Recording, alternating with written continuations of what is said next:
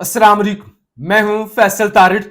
खैबर पख्तूनख्वा का जी आज MI-17 helicopter गिरकर तबाह हो गया था। अब उसके हवाले से इब्तदाई रिपोर्ट आ चुकी है कि हेलीकॉप्टर कैसे तबाह हुआ, किस वक्त तबाह हुआ। इस हवाले से इस वीडियो के अंदर हमने बात करनी है। 200 हलाकतें खैबर पख्तूनख्वा के अंदर हो चुकी हैं। मरियम नवाज का पहली बार अली अमीन गंडापुर से राब्ता हुआ है। क्या बात हुई है, और ये बड़ा अहम राब्ता है। जाहिर है रवायती हरीफ Maryam Nawaz versus Gandapur, PTI versus Noon league. इस सवाल से भी हमने बात करनी है। आर्मी चीफ ने एक्शन ले लिया है और वो फौरी तौर पे मैदान में आए हैं। यह भी एक बड़ी खबर है। और फिर अलास्का पर सबकी नजरें लगी हुई हैं कि जहां पर पुतिन और डोनाल्ड ट्रंप की मुलाकात तय है। इस वक्त खबर यह है कि पुतिन अलास्का पहुंच चुके हैं। किस तरह से उनका इस्तकबाल किया जा रहा है, क्या खबरें हैं, इस सवाल से भी इस वीडियो के अंदर हमने बात करनी है। आपसे गुजारिश है इस यूट्यूब चैनल को जरूर सब्सक्राइब करें, वीडियो को लाइक करें, शेयर करें, अपनी राय का इजहार जरूर किया करें। हेलीकॉप्टर तबाह हुआ। अब जो तनकीद आ रही है वो तनकीद सबसे पहले आपके सामने रखता हूं। मुख्तलिफ खैबर पख्तूनख्वा के सहाफी और पाकिस्तान भर के सहाफी ये कह रहे हैं कि गंडापुर बेवकूफ था, केपीके की हुकूमत बेवकूफ थी, बाजोड़ हेलीकॉप्टर भेज दिया। देखिए, जायज तनकीद हम भी करते हैं और टका के करते हैं, हमारा काम है। कहते हैं हेलीकॉप्टर भेज दिया, MI-17 भेज दिया। भला कोई MI-17 से भी रेस्क्यू का काम लेता है? कौन भेजता है हेलीकॉप्टर? इस मौसम के अंदर भेज दिया। एक की क्रैश लैंडिंग हुई बुनेर के अंदर, दूसरा बाजोड़ के अंदर तबाह हो गया 5 लोग मारे गए। तनकीद हो रही है। अच्छा, जब सवात के अंदर सियालकोट की फैमिली डूब रही थी ना, उस वक्त तनकीद ये हो रही थी कि देखिए वो अली अमीन गंडापुर हेलीकॉप्टर खुद झूलते हैं। बुनेर के अंदर वो लोग डूब रहे थे, सवात के अंदर हेलीकॉप्टर क्यों नहीं पहुंचा? अब बंदा ये नहीं करे तो करे क्या? बात किसकी करे? सवात की दफा तनकीद थी हेलीकॉप्टर क्यों नहीं पहुंचा। अब तनकीद है हेलीकॉप्टर क्यों भेजा गया इस मौसम के अंदर और लोग मर रहे थे, तो ये कौन सा जो है वो रेस्क्यू वाला हेलीकॉप्टर था? तो ये तनकीद हो रही है। बहरहाल मैं जरा आपके सामने रख दूं जो रिपोर्ट आई है। रिपोर्ट ये आई है कि हेलीकॉप्टर क्रैश होने से मुतल्लिक रिपोर्ट तैयार। हेलीकॉप्टर 10:30 पर बाजोड़ के लिए रवाना हुआ। 12 बजे के करीब हेलीकॉप्टर जो है वो उसे राब्ता मुनक़ता हुआ। 4 बजे हेलीकॉप्टर को ट्रेस किया गया। हेलीकॉप्टर को महमद में क्रैश पाया गया। जाए वकुआ के आसपास कोई आबाद नहीं है, यानी जहां पे हेलीकॉप्टर तबाह हुआ है वो एक वैरान इलाका था, तो मजीद लोग उसकी जद में नहीं आए। तो ये रिपोर्ट जो है वो आई है। दूसरी तरफ आर्मी चीफ ने एक्शन ले लिया है। खबर है army chief field marshal Syed Asim Munir हलाले जुर्रत निशाने इम्तियाज की सूबा खैबर पख्तूनख्वा में सैलाब से मुतासरा अवाम की बहाली से मुतल्लिक खुसूसी हदायत। आर्मी चीफ ने कहा कि खैबर पख्तूनख्वा में तैनात फौज सैलाब से मुतासरा अवाम की बहाली में भरपूर मदद करेगी। सिक्योरिटीज राय इस सिलसिले में इजाफी फौजी दस्ते भी भेजे जा रहे हैं। पाक फौज ने एक दिन की तनख्वाह खैबर पख्तूनख्वा के सैलाब से मुतासरा अवाम की बहाली के लिए वक्फ कर दी है। पाक फौज ने अपना एक दिन का राशन जो तकरीबन 600 टन से ज्यादा बनता है खैबर पख्तूनख्वा के सैलाब से मुतासरा अवाम की इमदाद के लिए मुख्तस कर दिया है।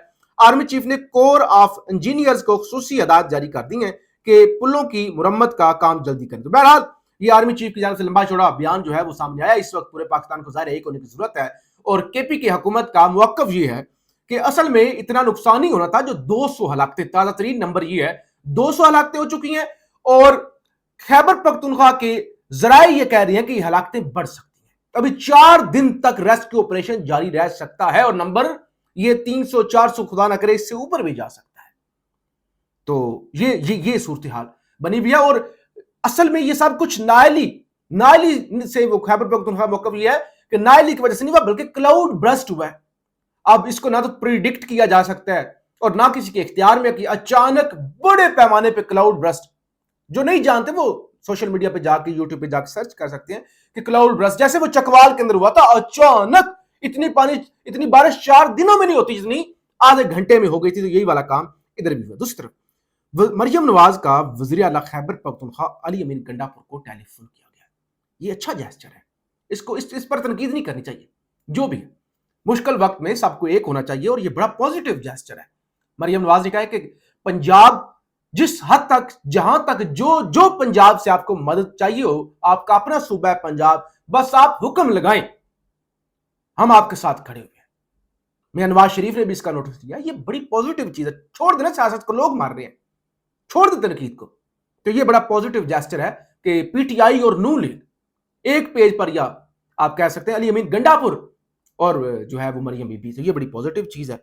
दूसरी तरफ खबर है कि US lays out red carpet with F-22 reporters for Russian president Putin arrival in Alaska.